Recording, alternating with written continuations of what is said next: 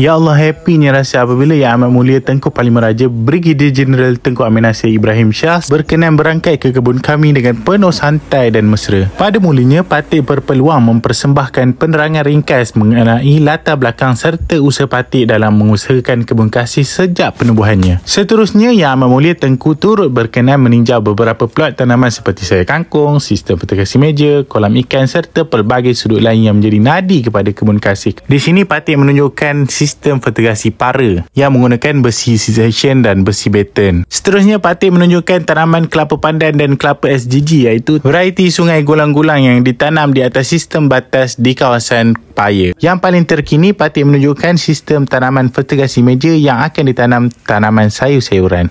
Sepanjang lawatan yang bermakna ini, pelbagai nasihat, ilmu dan pengalaman yang telah dikurniakan kepada Patik. Yang Amat Mulia juga turut menyeru ramai lagi anak muda untuk berani mencuba dalam bidang pertanian ini demi masa depan agama, bangsa dan negara. Selesai lawatan, Patik menyediakan santapan ringan, antaranya buah-buahan tempatan, pisang goreng panas-panas, air kelapa pandan dalam suasana yang penuh kemesraan dan keakraban. Patik mewakili keluarga Patik menjunjung kasih atas keberangkatan Yang Amat Mulia Tengku. Semoga segala kurnia, titah dan ilham yang dicurahkan menjadi suluh semangat buat Patik dan seluruh anak muda yang berjuang dalam dunia pertanian ini. Jumpa lagi for the next video. Bye. Assalamualaikum.